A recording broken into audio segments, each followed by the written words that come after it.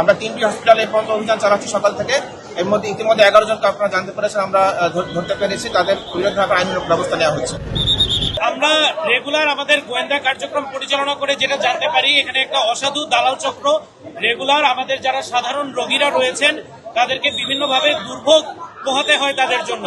এই জন্য হসপিটাল কর্তৃপক্ষের সহায়তায় এবং আমাদের বিজ্ঞ ম্যাজিস্ট্রেট মহোদয়ের উপস্থিতিতে আমরা আজকে এখানে একটি মোবাইল কোর্ট পরিচালনা করেছি, যেটার উদ্দেশ্য হচ্ছে দালাল চক্র চিহ্নিতকরণ এবং গ্রেফতার, তাৎক্ষণিক দৃষ্টান্তমূলক শাস্তি প্রদান, জনসচেতনতা বৃদ্ধি, স্বচ্ছ এবং রোগীবান্ধব পরিবেশ তৈরি।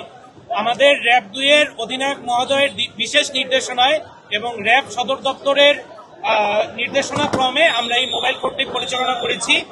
আমরা সকল জনগণকে আহ্বান জানাবো যে আপনারা দালাল চক্রের প্রলোভনে পা না দিয়ে সরাসরি হাসপাতাল প্রশাসনের মাধ্যমে আপনাদের সেবাটা নিশ্চিত করবেন। এখানে আমরা আজকে সর্বমোট 11 জনকে চিহ্নিতকরণ করেছি। এ ব্যাপারে আমাদের পরবর্তী কার্যক্রমটা চলমান রয়েছে, যেটা পর্যায়ক্রমে আমাদের বিজ্ঞ ম্যাজিস্ট্রেট মহোদয় এবং আমাদের হসপিটালের যে ভারপ্রাপ্ত পরিচালক আছে ওনারা আপনাদেরকে ব্রিফ করবেন। র্যাবের চলমান একটা প্রক্রিয়া, আমাদের প্রতিনিয়ত আইন শৃঙ্খলা রক্ষার পাশাপাশি আমরা মোবাইল কোর্ট পরিচালনা করি। তারই অংশ হিসেবে আমরা এই এলাকায় এসেছি। এখানে দালাল চক্রের দীর্ঘদিনের অভিযান আমরা এর আগেও আমরা করেছি। বর্তমানে আবার দৌরাত্ম বৃদ্ধি পেয়েছে বলে আমরা জানতে পেরেছি, তাই আজকে আমরা তারই অংশ হিসেবে অভিযানটা পরিচালনা করি। আমরা 3টি হসপিটালে এই পর্যন্ত অভিযান চালাচ্ছি সকাল থেকে। এর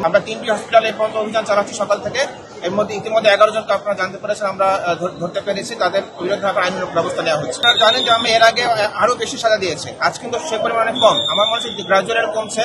আর যেহেতু সরকারি হাসপাতালে অনেক বেশি সংখ্যক সেবা গ্রহীতা আসছে এবং সেবাগ্রহীতার সংখ্যা বেশি, এবং সরকারি হাসপাতাল যারা আসে নিম্ন শ্রেণীর যে বিভিন্ন গ্রাম অঞ্চল থেকে আসে, তারা এখানকার সম্পর্কে জানে না, কোন ডাক্তারের কাছে যাবে, কার সেই সম্পর্কে তারা জানতে পারে না। ফলে এই সুবিধা এই ইয়েটাই তারা দালাল চক্র ব্যবহার করছে।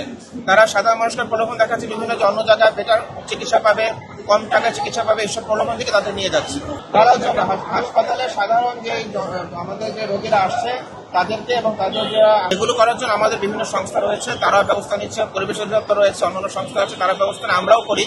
এটা আমার চরমের অংশ। শুধু হসপিটাল না, আমরা বিভিন্ন সেবা দান করে যেসব সংস্থাগুলো আছে, পাসপোর্ট আছে, আমাদের বিআরটি আছে, বিভিন্ন জায়গায় আমরা অভিযান পরিচালনা করি।